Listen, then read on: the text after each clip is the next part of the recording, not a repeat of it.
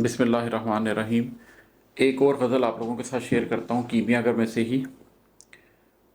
कभी निकल गमे दिल से मलाल ज़ात को देख, कभी निकल गमे दिल से मलाल ज़ात को देख, तू शाम ढलने का गम छोड़ चांद रात को देख।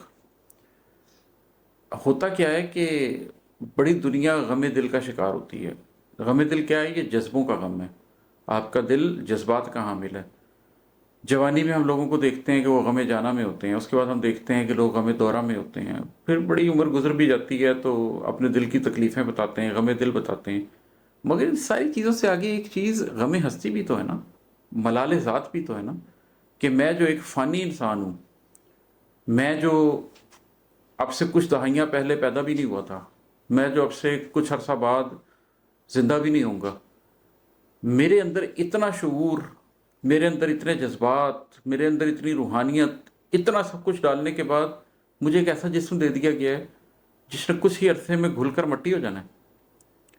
कोई राज तो है इसके पीछे।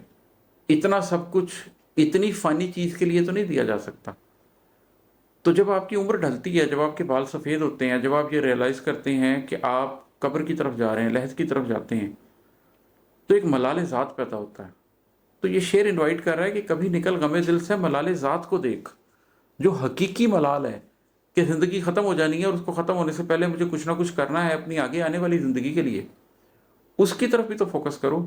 तो शाम ढलने का गम छोड़ चांद रात को देख। शाम ढलने का एक गम है कि बस ख़त्म हो रहा है, दिन गुजर गया, सूरज डूब रहा है।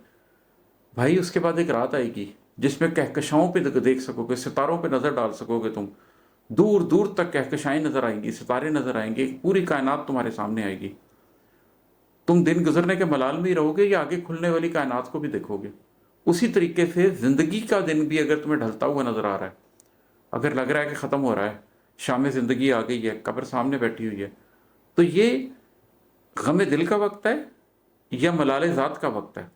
ये ज़ात के मलाल का वक्त है। ज़ात जिसने ख़त्म नहीं होना, ज़ात जिसने मट्टी नहीं होना, वो शख्सियत जिसको फरिश्तों ने निकाल लेना है, वो शख्सियत जो अबदी है। तो उस तरफ ये इशारा करता है कि कभी निकल गमे दिल से मलाल ज़ात को देख, तू शाम ढलने का गम छोड़ चांद रात को देख। बलाओ कर्ब के सहरा में रुक फरात को देख, नज़र हुसैन की रख फिर रहे नजात को देख। बलाओ कर्ब का सहरा क्या है? बलाओ कर्ब के सहरा में रुक फरात को देख, नज़र हुसैन की रख फिर रहे नजात को देख। क्या हुआ? इमाम हुसैन रज़ी अल्लाह तआला अन्हु फरात के किनारे प्यासे थे और हक के लिए खड़े हुए थे। अगर आप भी उसी नज़र से देखें जिस नज़र से हुसैन रज़ी अल्लाह तआला अन्हु ने चीज़ों को देखा, तो आपको नजात की राह कुछ और नज़र आएगी। उनको ये रास्ता दिया गया कि वो अपनी ज़िंदगी बचा सकते थे, लेकिन उस रास्ते की एक कीमत थी, यजीद की बैत। उन्होंने वो बैत नहीं की। तो हमारी ज़िंदगी में भी बलाओ कर्ब का एक सहरा होता है, हमें भी उसमें रुकना होता है, हमें भी फरात की तरफ देखना होता है, हमें भी ये पता होता है कि हमें ये पानी मिल सकता है, हम ये पानी पी सकते हैं, हम इस सहरा के कर्ब से गुजर सकते हैं। उस वक्त हमें क्या नज़र आता है कि हम एक रेगज़ार में या सामने पानी है और अगर हम थोड़ा सा झुक जाएं तो ये पानी हम पी सकते हैं। लेकिन अगर आप हुसैन की नज़र रखें तो फिर क्या होगा? फिर रहे नजात को आप किसी और तरह देखेंगे। उन्होंने उस पानी को प्रेफर नहीं किया, उन्होंने प्यास को प्रेफर किया। उन्होंने झुकना कबूल नहीं किया, उन्होंने राह हक पे खड़ा रहना कबूल किया। तो बलाओ कर्ब के सहरा में रुक फरात को देख, नज़र हुसैन की रख फिर रहे नजात को देख। अपनी ज़ात के कर्ब व बला के सहरा में रुकना चाहिए, फरात को देखना चाहिए, हुसैन की नज़र को पहचानना चाहिए और फिर फैसला करना चाहिए कि हकीकी नजात किस रास्ते में है। तो एक निगाह सितारों पर डाल आखिर शब, फिर अपने कल्ब में जम पूरी कायनात को देख। आखिर शब, जब तहज्जुद का पहर ख़त्म हो रहा होता है, उस वक्त सितारों पर एक नज़र डालें। आपको कायनात नज़र आएगी, दूर दूर तक सितारे नज़र आएंगे, कहकशाएं नज़र आएंगी, आपको मिल्की वे नज़र आएगी, आपको वो क्लस्टर्स नज़र आएंगे जो कि पता चल गया कि सितारे नहीं हैं, पूरी पूरी कहकशाएं हैं। आपको खुदा की अज़मत का एहसास होगा, आप कुरान की उन आयात से रेजोनेट करेंगे कि कैसे अल्लाह ने 7 आसमान बनाए और आसमान दुनिया को, इस दुनिया के आसमान को सितारों से जीनत दी। آپ کو خدا کی بڑائی نظر آئے گی اور اس کائنات کے اندر اپنی حیثیت پتہ چلے گی کہ کتنی کم ہے۔ تو ایک نگاہ ستاروں پہ ڈال آخر شب، پھر اپنے قلب میں ضم پوری کائنات کو دیکھ۔ جب آپ یہ ستاروں پہ نگاہ ڈال لیں اور باہر کی پوری کائنات آپ کو نظر آنے لگ جائے، آپ آفاق کو سمجھنے لگ جائیں، پھر انفس کو بھی سمجھیے، پھر اس کے بعد اپنے قلب کے اندر نگاہ ڈالیے، آپ کو پھر وہاں بھی ایک پوری کائنات نظر آئے گی، کیونکہ اللہ نہ زمینوں میں سماتا نہ آسمانوں میں، اللہ قلب مومن میں سما جاتا ہے۔ قلب مومن تو بہت وسیع ہے، قلب مومن کے اندر تو ستاروں کے سفر بھی پاؤں کو دہلیز لگتے ہیں۔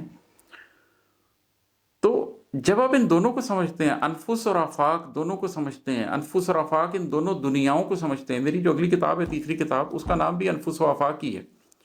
تو جب آپ انفس اور آفاق کو سمجھنے لگتے ہیں، جب آپ ستاروں پر آخر شب نگاہ ڈالتے ہیں اور خدا کی عظمت کو سمجھتے ہیں، اور پھر آپ اپنے قلب کے اندر جھانکتے ہیں اور وہاں بھی خدا کو ڈھونڈنے کی کوشش کرتے ہیں، اور اندر اور باہر دونوں جگہوں پر آپ کو خدا نظر آتا ہے۔ قرآن یہ کہتا ہے نا کہ عنقریب ہم تمہیں نشانیاں دکھائیں گے، آفاق میں بھی اور خود تمہاری اپنی ذات میں بھی۔ تو جب آپ آفاق میں اور انفس میں دونوں میں خدا کی نشانیاں دیکھتے ہیں تو پھر آپ کا سر جھک جاتا ہے اور آپ خدا شناسی اختیار کرنا شروع کرتے ہیں۔ جہان فانی سے پالے حیات نو کی نوید، جہان فانی سے پالے حیات نو کی نوید، تغیرات میں پھیلے ہوئے ثبات کو دیکھ۔ یہ جو جہان فانی ہے نا، یہ جس میں ہم نے مٹی ہو جانا ہے، اس سے ہمیں حیات نو کی نوید ملتی ہے۔ یہ موت اختتام نہیں ہے، آغاز ہے مومن کے لیے، کہ اس دنیا نے تو ختم ہو جانا ہے لیکن میں نے جیتے رہنا ہے۔ تو ہم نے کرنا کیا ہے؟ ہم نے اس جہان فانی سے نوید حاصل کرنی ہے، حیات نو کی۔ اس جہان فانی میں ایک ایسی زندگی گزارنی ہے کہ جس کے نتیجے میں ہمیں ایک ابدی آرام کی زندگی میسر آ سکے۔ تغیرات میں پھیلے ہوئے ثبات کو دیکھ۔ یہ تو کیوس پھیلا ہوا ہے آفاق میں، انفس میں، ہر طرف تغیر ہی تغیر ہے۔ وہ اقبال نے کہا نا، ثبات ایک تغیر کو ہے زمانے میں، nothing is permanent but change. یہ جو ایک تغیر ہر جگہ پر نظر آتا ہے، اس تغیر کے بیچ میں ایک ثبات ہے اور وہ اللہ ہے۔ وہ میری ایک اور نظم ہے، وہ ختم ہی اس پر ہوتی ہے کہ ایک ثبات الہی تو ہے۔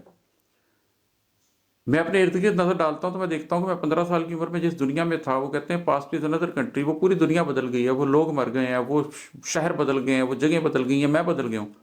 اللہ ویسے کا ویسا ہے۔ میں 30 برس کا تھا تو ایک اور دنیا تھی، ایک اور سوچ تھی، ایک اور زندگی تھی۔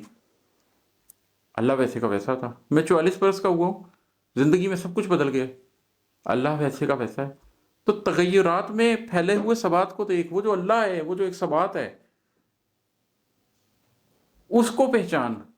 جہان فانی سے پالے حیات نو کی نوید، تغیرات میں پھیلے ہوئے ثبات کو دیکھ۔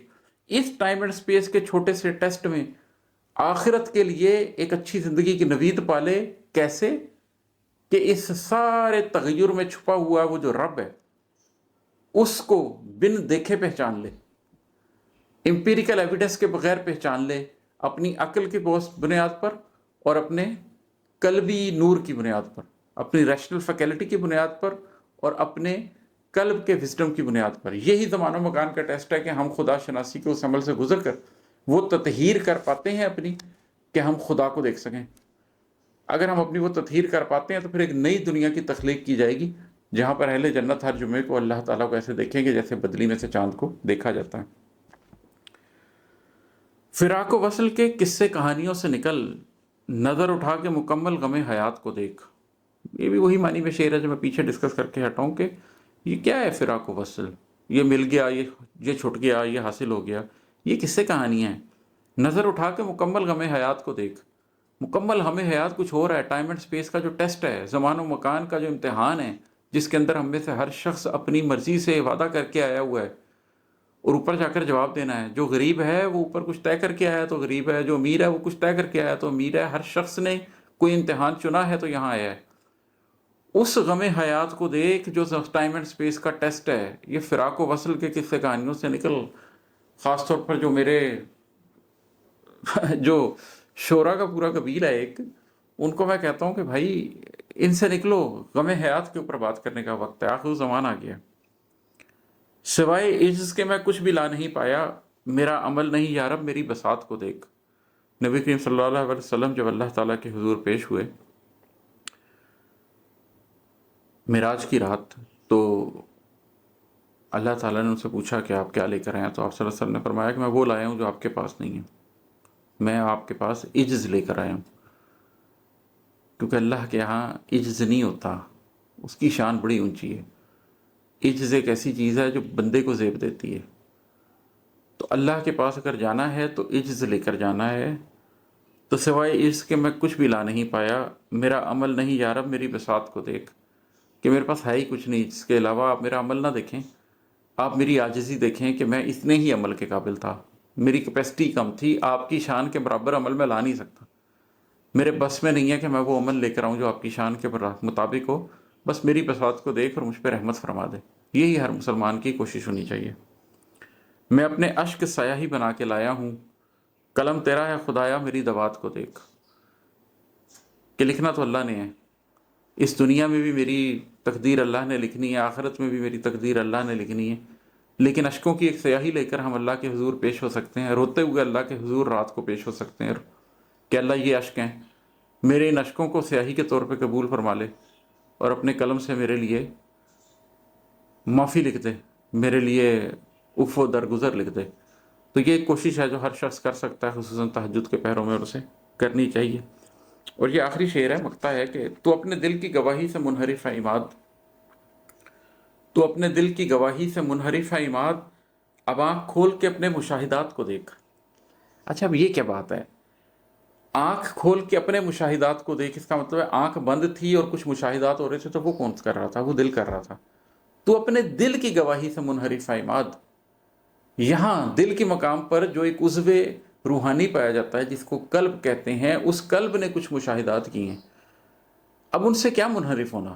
قلب مشاہدات کر رہا ہے اور تم شعوری طور پہ کہہ رہے ہو نہیں میں نے نہیں دیکھا، میں نے نہیں دیکھا، میں نہیں سمجھ رہا، میں نہیں سمجھ رہا۔ ہم لوگ کرتے ہیں یہ، ہمارا دل ہمیں بتا رہا ہوتا ہے، ہمارا قلب ہمیں بتا رہا ہوتا ہے نیکی کیا ہے، بدی کیا ہے، صحیح کیا ہے، غلط کیا ہے، اللہ کا قرب کیا ہے، اللہ سے دوری کیا ہے، حضوری کیا ہے، اور رسی چھڑا کے بھاگنا کیا ہے۔ اس سارے کے اندر دل ایک گواہی دے رہا ہوتا ہے، قلب ایک گواہی دے رہا ہوتا ہے۔ تو میں اپنے آپ سے کہہ رہا ہوں کہ تو اپنے دل کی گواہی سے منحرف ہے عماد، دل نے جو مشاہدات کیے ہیں ان سے منحرف ہے۔ اب آنکھ کھول کے اپنے مشاہدات کو دیکھ، اپنی یہ ظاہر کی آنکھ کھول اور اپنے باطن کے مشاہدات کو دیکھ، دیکھ تیرا قلب کیا دیکھ رہا ہے، بند کر یہ باہر کی نظر، یہ جو دجل کے نظام کی نظر ہے، دجال کی ایک آنکھ ہے، لوگ سمجھتے ہیں اس کے ماتھے پر ایک آنکھ ہوگی، ارے نہیں بھائی، پوری حدیث کیا ہے؟ پوری حدیث یہ ہے کہ دجال کی ایک آنکھ ہے اور تمہارے رب کی 2 آنکھیں ہیں۔ تو کیا رب کی 2 فزیکل آنکھیں ہیں جو دجال کی ایک فزیکل آنکھ ہوگی؟ نہیں، رب کی 2 آنکھوں کا معنی یہ ہے کہ اللہ ظاہر کی نظر بھی رکھتا ہے اور باطن کی نظر بھی رکھتا ہے، اللہ ظاہر کو بھی جانتا ہے، اللہ باطن کو بھی جانتا ہے، لیکن یہ جو دجال ہے اور اس کا پورا نظام ہے، نظام دجل، یہ صرف ظاہر کو جانتا ہے، یہ صرف مادہ کو جانتا ہے، یہ صرف امپیریکل ایویڈنس کو مانتا ہے، یہ صرف دنیاوی ترقی کو مانتا ہے، اس کی باطن بند ہے، یہ یہاں سے تو سوچ سکتا ہے، یہاں سے سوچ ہی نہیں سکتا، اس کا یہ رستہ ہی بند ہے۔ تو اپنی آنکھیں کھول، اپنے ظاہر کو کھول اور اپنے باطن کے مشاہدات کو اپنے ظاہر کی آنکھ سے دیکھ، تاکہ تیرا ظاہر بھی وہ جان سکے جو تیرا باطن جانتا ہے اور تو ایک ہو جائے۔ تو اپنے دل کی گواہی سے منحرف ہے عماد، اب آنکھ کھول کے اپنے مشاہدات کو دیکھ۔